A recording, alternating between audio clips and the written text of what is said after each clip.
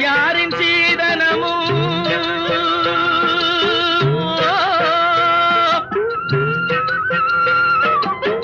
தம்பிமார் பெரும் பொருளும்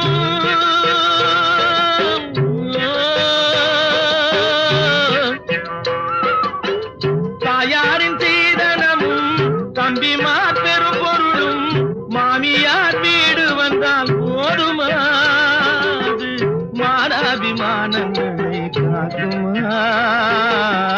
மானாபிமானங்களை காக்குமா தாழையாம் பூ முடித்து தடம் பார்த்து நடை நடந்து வாழையிலை போல வந்த பொன்னம்மா என் வாசலுக்கு வாங்கி வந்தது என்னம்மா